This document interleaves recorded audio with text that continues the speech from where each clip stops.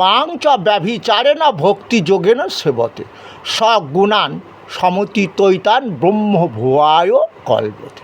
হে অর্জুন, তুমি আমাদের দেহমন সমর্পণ করে দিয়েছ, আমাকে আশ্রয় করেছ, আমাকে গুরুরূপে আশ্রয় করেছ। তাই গুরুর কর্তব্য কি? শিষ্যকে যথাযথ জ্ঞান দান করা। আমি যথাযথ জ্ঞান মানে আমার গীতা জ্ঞান তোমাকে দিচ্ছি, এবং তোমাকে দিচ্ছি শুধু নয়, ওই যে বলেছিলাম ইদং নাহাত পস্কায় না তো ভক্তায় কদচন ন চাশ্রুসবে বাচ্চং নচমাং যশোতি। যারা কিন্তু আমার ভক্ত নয়, আমাকে মানে না, ভজে না, অবজ্ঞা করে, তাহলে আমার এই গীতা জ্ঞানের কথা তাদেরকে তুমি যেন শুনিও না, এটা আমি বলেছি। তা তুমি তো আমার ভক্ত, একাগ্র মনে আমার গীতামৃত পান করছো, তাহলে আমি তোমার থেকে কি দূরে থাকতে পারবো? পারবো না। আরেকটি শ্লোকের মাধ্যমে যে বললেন, কি বললেন? বললেন যে বহিরন্তশ্চ ভূতমাচরং চরমেব চ সূক্ষ্মাতাৎ তদ্বিজ্ঞং দূরস্থং চান্তিকে চ। আমি জীবের বাহিরে অন্তরে অবস্থান করছি, এই বিশ্ব ব্রহ্মাণ্ডের যত জীব আছে, কিন্তু এই ভূতদের আমি সৃষ্টিকর্তা পালনকর্তা বুঝতে পারি, তাদের দেহের মধ্যে আত্মারূপে আছি, দেহটা বাঁচিয়ে রেখেছি আমি। কিন্তু মজার কথা কি জানো? যে সকল ভূত আমাকে মানে না, ভজে না, অবজ্ঞা করে, ও শুধু বলে তুমি যেমন, তুমিও ভুল করেছো যে আমি যুদ্ধ করতে পারবো না। এখানে আমি বলে যে কেহ না, এটা যে সম্পূর্ণ মায়া।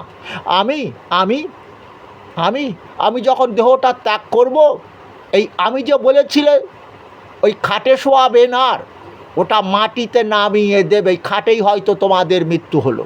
খাটে কি আর থাকতে দেবে তোমাকে? তুমি ওই খাটটা, আরে আমি খাটটা কিনে এনেছিলাম, হ্যাঁ, বুঝতে পারলে?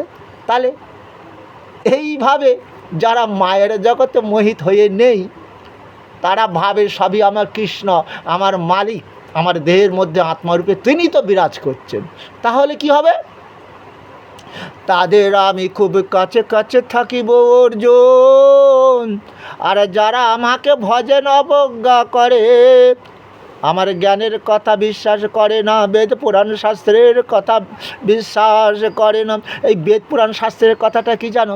এই 18টা পুরাণ, 4টে বেদের সার হচ্ছে গীতা। কলির জীবের স্বল্প আয়ু, তো সত্যযুগে আয়ু ছিল লক্ষ লক্ষ বছর, তখন মানুষ অনেকক্ষণ ধরে অনেকটা সময় পেত, তারা বেদ আশ্রয় করতো, বেদ জ্ঞান লাভ করতো। তোমরা শুনতে বুঝতে পেরেছো? তাই শোনো অর্জুন, আমাকে অব্যভিচারিণী শ্রদ্ধা ভক্তি দিয়ে যারা ভজনা করে, তারাই তো আমার এই রূপ দেখতে পায়। তুমি আমার বিশ্বরূপ দর্শন করলে তো? কী গো অর্জুন, করলে না? করবে? হ্যাঁ, এখনও করলে তো? হাতে যাক করা হয়ে গেছে। কি বুঝলে কেন তোমাকে এই রূপটা দেখালাম?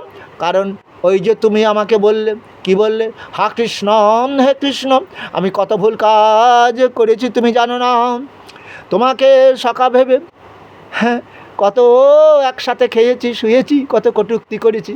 তাই পিতা যেমন তার অবদ্ধ পুত্রকে ক্ষমা করে, যেমন স্বামী তার অবদ্ধ স্ত্রীকে ক্ষমা করে, আমাকেও যেন তোমার ওই শ্রীচরণে আশ্রয় দিও। আজকে অর্জুন এইভাবে তাকে আশ্রয় করেছিল বলেই তো তার বিশ্বরূপটা দর্শন করতে পেরেছিল। আমরাও সেই দেহ মনে দিয়ে সেই কৃষ্ণ নাম ভজন করব। হরে কৃষ্ণ কৃষ্ণ কৃষ্ণ হরে হরে, হরে রাম কারণ অর্জুনকে বলছে দেবতারাও এই রূপ দর্শন করতে পারে না, তারাও আকাঙ্ক্ষী। কিন্তু বেদ পুরাণ শাস্ত্র যারাও অধ্যয়ন করে, তারাও আমার এই রূপ দেখতে পারে না। তবে ওই যে আমি কোন জায়গায় দুর্বল জানো? শ্রদ্ধাবান লভতে জ্ঞানম, ওই যে শ্রদ্ধা ভক্তি দেশে যারা সেই পরম জ্ঞান লাভ করতে চায়, আমার গীতামৃত পান করতে চায়, আমি ওই জায়গাটাই দুর্বল। তাই তোমারে বলেছিলাম না যে সবাই তোমাকে ফল মূল দিয়ে পুজো দেয়, হ্যাঁ, কত পুজো দিচ্ছে, কিন্তু না, সবার পুজো আমি গ্রহণ করি না। তবে যারা ওই যে পত্রং পুষ্পং ফলং ত্বং যমে ভক্ত প্রযচ্ছতি তদ ভক্তুপহৃতমস্নামি প্রযতাত্মনা। কোনো ভক্ত যদি শ্রদ্ধা আর ভক্তি দিয়ে আমার ভজনা করে, আমার পুজো করে, তাহলে আমি সেই তাদের দেওয়া প্রদত্ত শ্রদ্ধা ভক্তি দেওয়া প্রদত্ত ফলমূল গ্রহণ করি।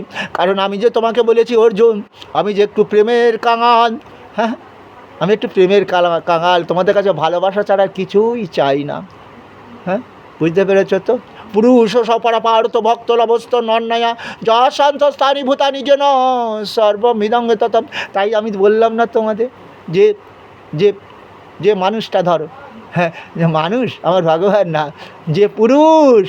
যে পুরুষোত্তম আমি তো, হ্যাঁ, পুরুষদের উত্তম, হ্যাঁ, ওগো, যে পুরুষটা সমস্ত বিশ্ব ব্রহ্মাণ্ডকে ধারণ করিয়াছেন, সমস্ত জীবদের যিনি সৃষ্টি করছেন, পালন করছেন, আবার সেই পুরুষটা তাদের সুখদান করছে, এই দেহের মধ্যে আত্মা রূপে অবস্থান করে, ওগো, সেই সুখের বস্তুও তিনি তাদের যোগাচ্ছেন। সেই পুরুষটা তোমাদের কাছে কি চাই জানো? একটু শুধু শ্রদ্ধার ভক্তি।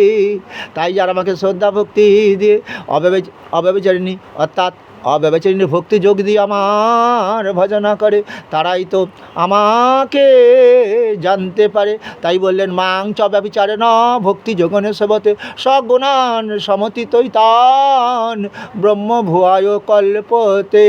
তারাই অব্যভিচারিণী শ্রদ্ধা ভক্তি দিয়ে যারা আমার ভজনা করে, তারাই আমার ব্রহ্মরূপ দর্শন করতে পারে।